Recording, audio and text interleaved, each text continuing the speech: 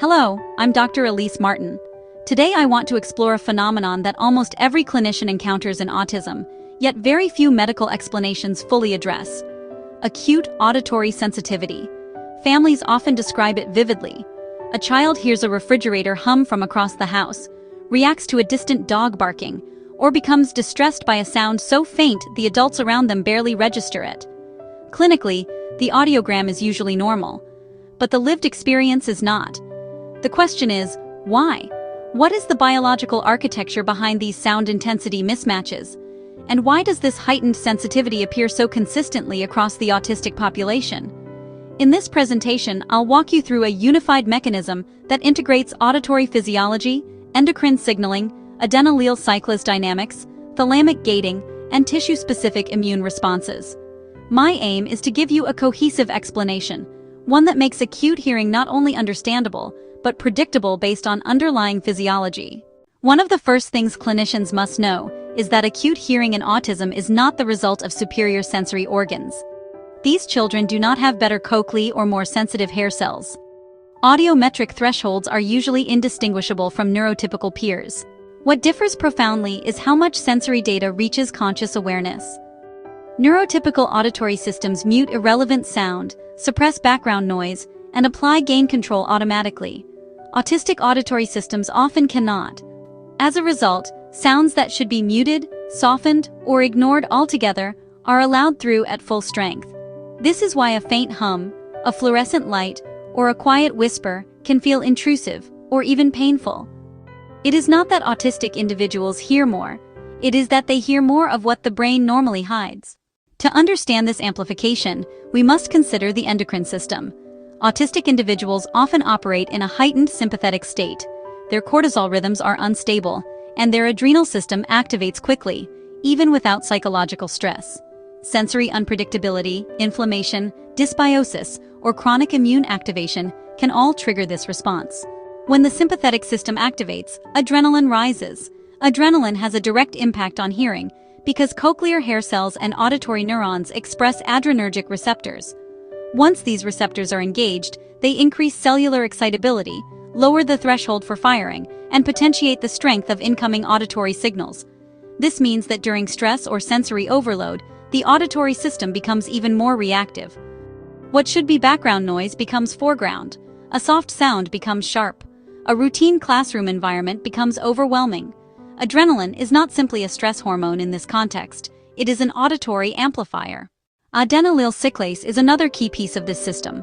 While AC1 and AC3 regulate filtering and sensory gating in cortical and thalamic networks and are vulnerable to calcium overload, the auditory system relies on AC5 and AC6.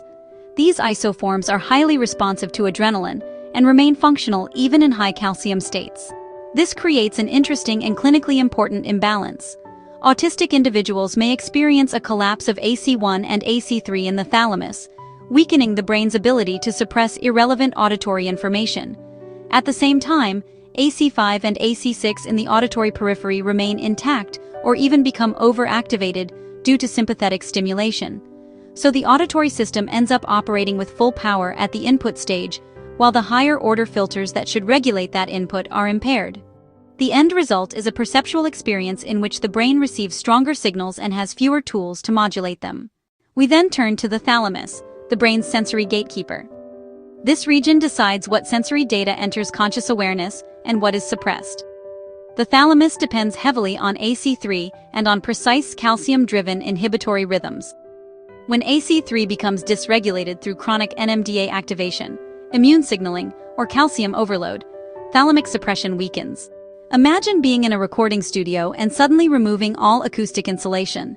Every frequency reflects, amplifies, and competes. This is similar to what happens in autistic individuals when thalamic filtering falters. Sounds that neurotypical individuals barely register are delivered at full intensity and with greater emotional salience. This is why a child might hear something before anyone else does, or why they appear to overreact. Their thalamus is not suppressing background noise, and the system is interpreting sound as potentially important or threatening because it has lost confidence in its filtering mechanisms. We also need to consider the immune environment of the ears and nasal passages. Many autistic individuals display a curious pattern. stronger, more typical immune responses in ENT tissues, but weaker or atypical responses elsewhere, such as the gut or skin. This discrepancy reflects the regional expression of different AC isoforms. ENT tissues rely more heavily on AC5, AC6, and AC3, isoforms that remain operational in autism. In contrast, tissues that rely more on AC enzymes that are sensitive to calcium overload or mitochondrial stress often demonstrate weakened responses.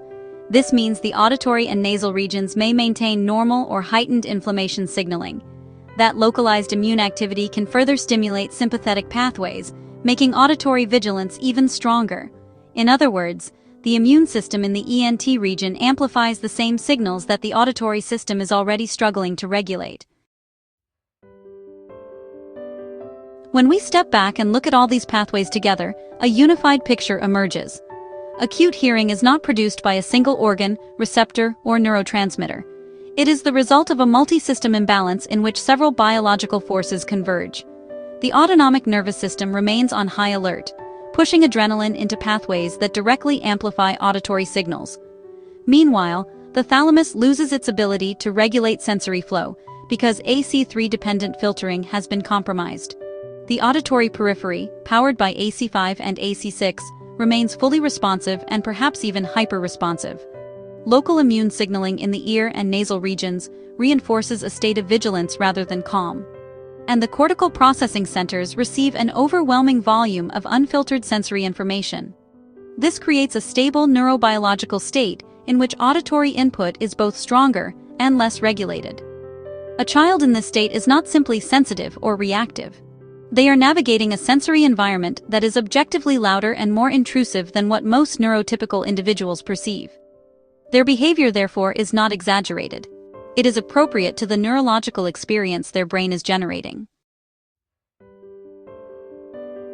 For clinicians, this understanding changes how we interpret auditory defensiveness. An increase in acute hearing is often one of the earliest signs that the nervous system is under strain. It may precede sleep disturbances, inflammatory flares, gastrointestinal dysregulation, or a rise in anxiety.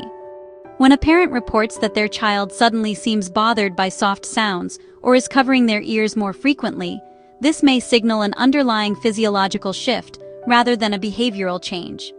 Likewise, improvements in auditory tolerance can be meaningful indicators of system stabilization. When filtering improves, whether through better sleep, reduced inflammation, improved digestion, or more stable autonomic regulation, acute hearing often softens. This makes auditory sensitivity a useful, real-time clinical marker that reflects the broader state of the nervous system. It should be tracked, interpreted, and used as a guide in ongoing care. Acute hearing in autism is one of the most misunderstood features of the condition. But when we examine the underlying physiology, adrenergic signaling, adenylyl cyclase dynamics, NMDA activation, mitochondrial function, thalamic gating, and immune patterns, the phenomenon becomes not only explainable, but clinically meaningful. When we step back, acute hearing in autism isn't simply an ear phenomenon. It's a dynamic reflection of the body's signaling balance, a measure of how the nervous, immune, and endocrine systems are communicating under stress. Every time we see heightened auditory sensitivity, we're looking at a system working overtime to interpret the world with imperfect internal feedback. The brain turns up its amplifier not because it's broken, but because it's trying to listen more carefully. As clinicians, when we treat acute hearing as a biomarker rather than a symptom, a signpost of systemic load, we open new doors for earlier support, gentler interventions, and more precise insights into the biology of sensory experience. Thank you for joining me for this deeper dive into autism's acute auditory mystery. I'm Dr. Elise Martin, and I appreciate your commitment to understanding autistic neurobiology at a deeper level.